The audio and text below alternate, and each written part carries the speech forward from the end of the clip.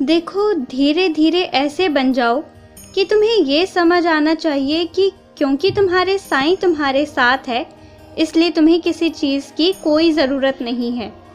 अंदर से खुश रहना शुरू करो। अपनी खुशी किसी और इंसान पर या किसी और सामान पर आश्रित करना बंद करो। अगर तुम बहुत आगे जाना चाहते हो, बहुत ज़्यादा आगे, जहाँ तक कि तुम्हारी इच्छा है, तो तुम्हें ऐसा बनना पड़ेगा कि किसी की बातें तुम्हें ज़्यादा परेशान ना करे। तुम्हें इतना व्यस्त होना पड़ेगा कि सोचने का समय ना हो। काम करो और काम करके खुश हो जाओ और इतने थक जाओ कि जब बिस्तर पर जाओ, आंखें बंद करो तो अगले पल गहरी नींद में प्रवेश कर जाओ। ऐसा बनना पड़ेगा तुम्हें। देखो, आज तक तुम्हारे पीठ पीछे तुम्हारी कितनी चुगलियाँ की गई, कितनी बातें बनाई गई, पर क्या फ़र्क पड़ा उन सब का? कुछ भी तो नहीं। तुम्हें आज भी जो हासिल करना था, जहाँ तक पहुँचना था, पहुँच गए ना। किसी और के कहने से, ना कहने से क्या हुआ? कुछ नहीं हुआ। तो आगे भी ऐसा ही होगा। इसलिए किसी की बातों को ना बुरा मानना, ना दिल से लगाना। कुछ लोग अपने लालच के लिए बुरा करेंगे, तो कुछ लोगों की आदत ही है कि दूसरों की बुराई में खुश होते हैं। पर तुम अपने काम में इतने व्यस्त हो जाओ, इतने ज़्यादा कि तुम्हें किसी और से कोई फ़र्क ही ना पड़े। और सुनो, इस भाग दौड़ में कोई दूसरा तुम्हें दिख जाए जो अच्छा काम कर रहा है, उसे भी शाबाशियाँ देना मत भूलना। और हाँ, इसके लिए, उसके लिए, यहाँ वहाँ, ऐसे वैसे, सारे रिश्तों के लिए, सबके लिए तुमने बहुत किया। किसी के लिए शांति से, किसी के लिए बोलकर, किसी के लिए शारीरिक रूप से, किसी के लिए मानसिक रूप से।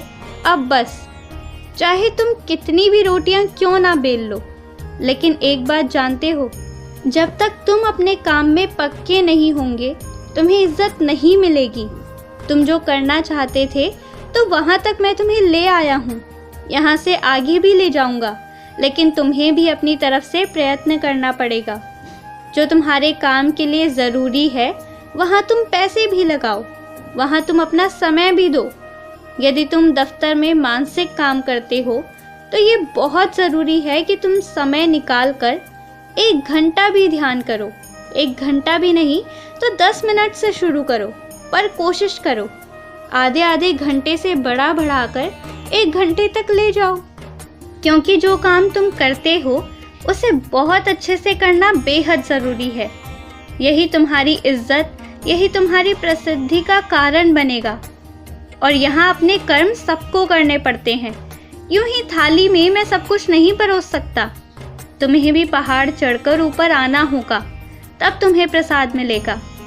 जो तुम्हारे काम के लिए जिन चीज़ों की ज़रूरत है, उन चीज़ों का उपयोग करो। हर समय, हर जगह अपने लिए कंजूस मत बनो। दूसरों के समय तो उदार हृदय के हो जाते हो, पर ये तुम्हारी ज़िंदगी है। 365 दिन तुम्हारे हैं। उसके एक एक दिन, उसका एक एक पल, वो 24 घंटे, वो सब तुम्हारे हैं। उसका तुम्हें अच्छे से उपयोग करना है। इसलिए मैं रोज़ कहता हूँ कि अगर तुम दफ्तर में काम करते हो, तो अपनी मानसिक शांति, मानसिक उन्नति के लिए बहुत ध्यान करो। अगर तुम ज़्यादा शारीरिक काम करते हो, तो व्यायाम करो, पौष्टिक आहार लो, ताकि तुम अच्छे से अपने काम पर टिक पाओ।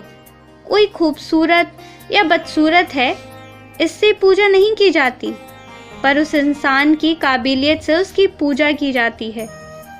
देखो, मैं हर चीज़ थाली में यूं ही परोस दूंगा, तो तुम्हें परिश्रम का महत्व और उससे मिलने वाले फल की खुशी कैसे होगी?